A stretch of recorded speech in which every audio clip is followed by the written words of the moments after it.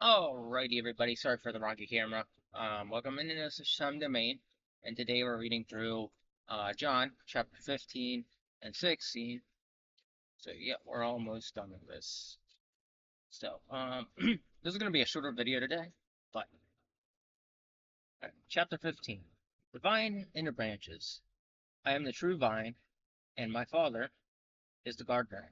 He cuts off every branch in me that bears no fruit, while every branch that does bear fruit he prunes, so that it will be even more fruitful. You are already clean because of the word I have spoken to you. Remain in me, I as I also remain in you. No branch can bear fruit itself by itself. It must remain in the vine. Neither can you bear fruit unless you remain in me. I am the vine, you are the branches. If you remain in me, and I in you, you will bear much fruit. Apart from me, you can do nothing. If you do not remain in me, you are like a branch that is thrown away and withered. Such branches are picked up, thrown into fire, and burned. If you remain in me, and my words remain in you, ask whatever you wish, and it will be done for you. This is to my Father's glory, that you bear much fruit, showing yourself to me to be my disciples. As the Father has loved me, so I have loved you. Now remain in my love. If you keep my commands, you will remain in my love, just as I have kept my Father's commands and remain in his love. I have told you this so that my joy may be in you and that your joy may be complete. My command is this: love each other, and I have loved you. Greater love has no one than this, to lay down one's life for one's friend. You are my friends. If you do what I command, I no longer call you servants, because a servant does not know his master's business. Instead, I have called you friends, for everything that I learned from my Father I have made known to you. You did not choose me, but I chose you and appointed you so that you might go and bear fruit, fruit that will last. And so that whatever you ask me in my name, my Father will give you. This is my command: love each other. So, Jesus Christ is like pretty much love each other the best you can. And what that even means, okay, let me break it down.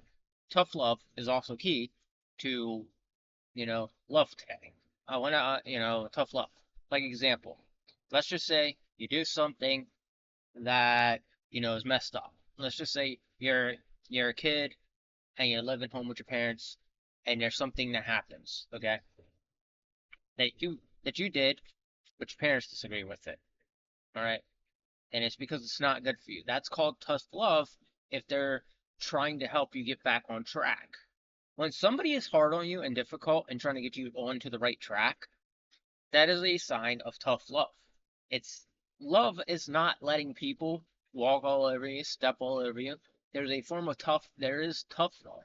And tough love can be very, very hard to comprehend by people. But at the end of the day, tough love is a thing that actually exists. So just remember when he says this is my command, love each other. Okay, he means put people on the right track. Put people on the right track. I try to plant the seed every single day with the Bible and Jesus Christ and stuff like that. And believe it or not, I feel like a lot more people have come to Christ due to the fact that they know how successful I've been and how difficult things have been for me and how far I've come because I kept walking with Jesus Christ. Sorry, not cheese and rice. Jesus Christ. Okay, right before I read the Bible, there were a few areas I still struggled in, but I was really, really walking with Jesus Christ because I kept getting redirected by people. When you're an introvert, okay, you kind of don't go out and party as much, which leads you to sin less, which leads you to a better, greater life. Might be lonely, but people will come around and start realizing that you're trying to do it to be the better version of yourself. So the world hates the disciples. If the world hates you, keep in mind that it hated me first. If you belonged to the world, it would love you as its own.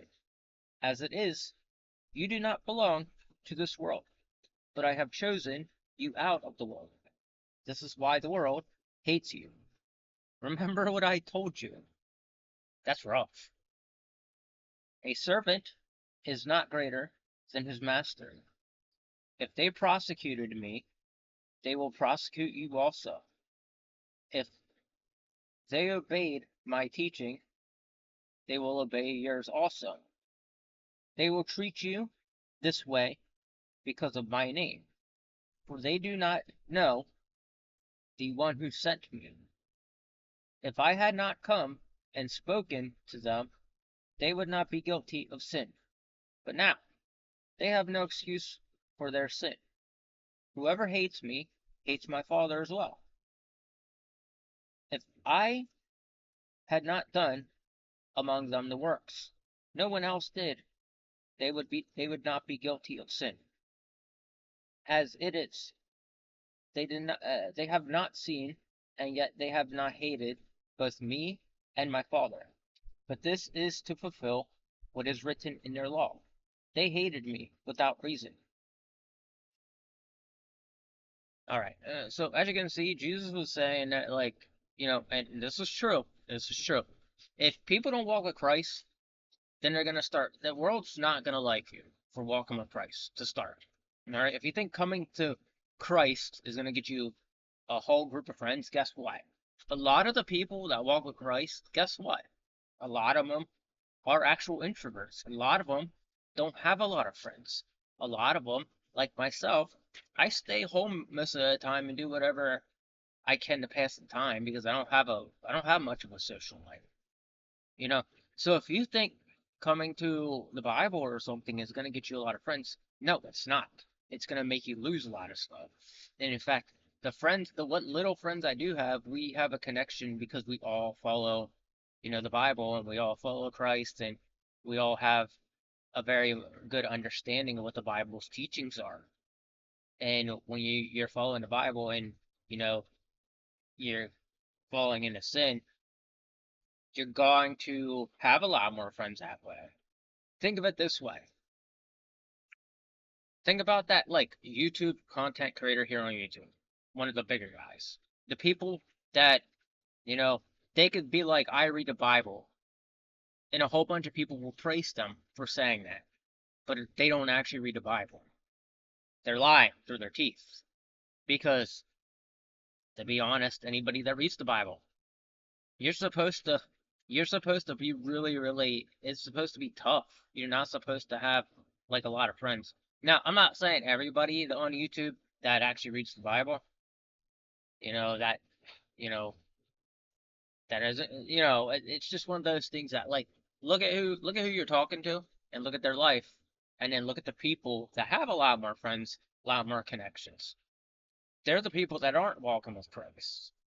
So, it's just Jesus said what he said here to put it in context of what he was going through in the world. So, all right. The work of the Holy Spirit. When the advocate comes, whom I will send to you from the Father, the Spirit of truth, what goes out from the Father, he will testify about me. And you also must testify, for you have been with me from the beginning.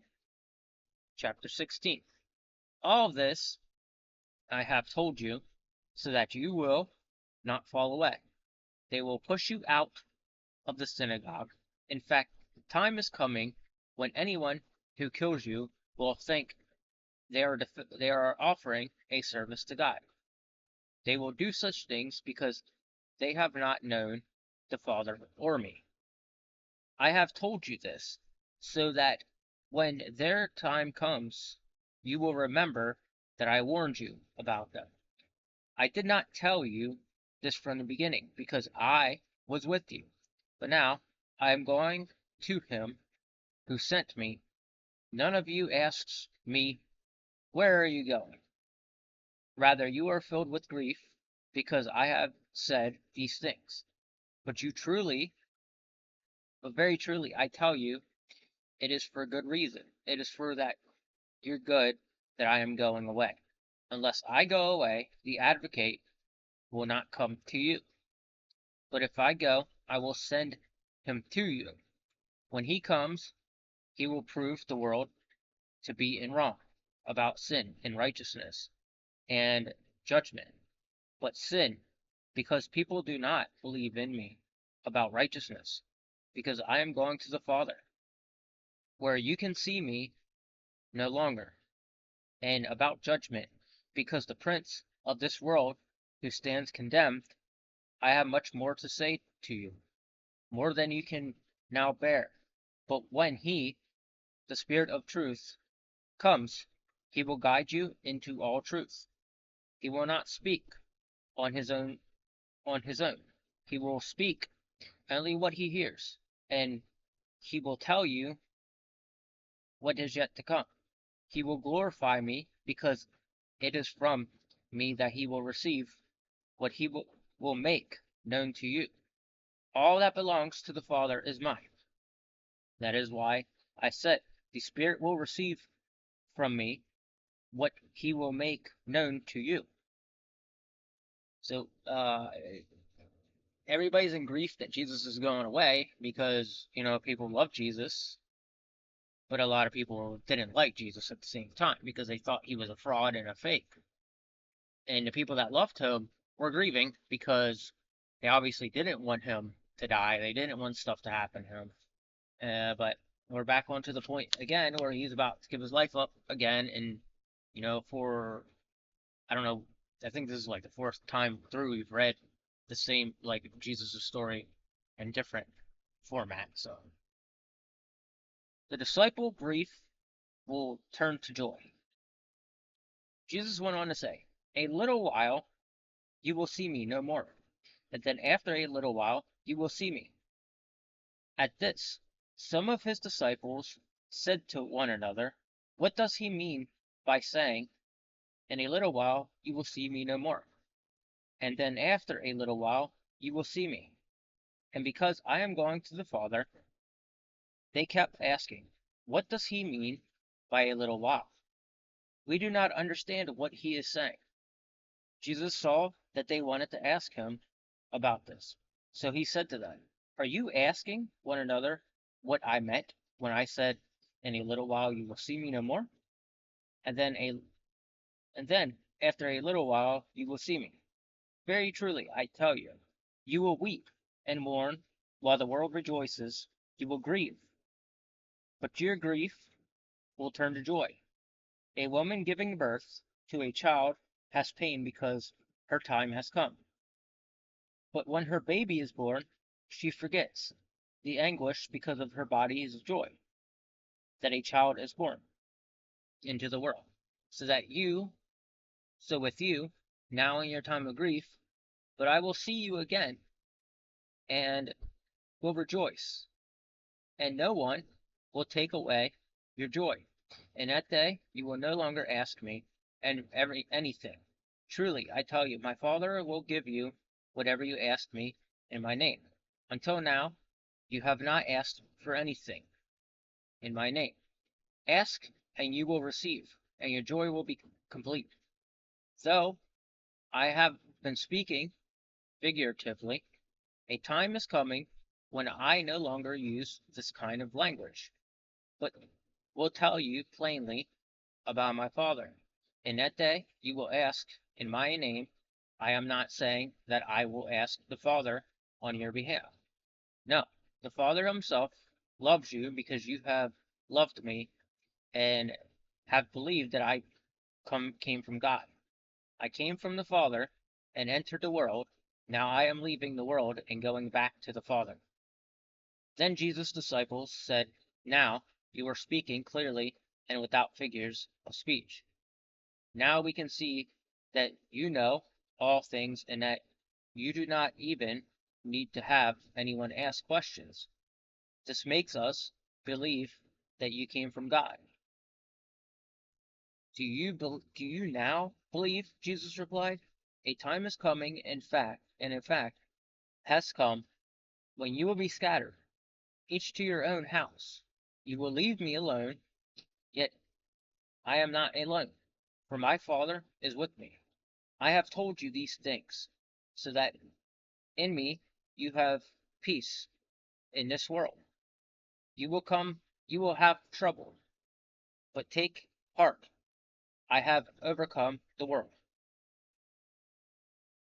So Jesus was trying to explain that after everything, there's gonna, after all the grief, there's gonna be joy because that's the way everything goes. You're gonna, what he's basically getting to the fact that like you'll see him again resurrect, and then you'll be in joy because after all the pain, and then you see him resurrect, you're gonna be like, wow, he resurrected. So stuff like that.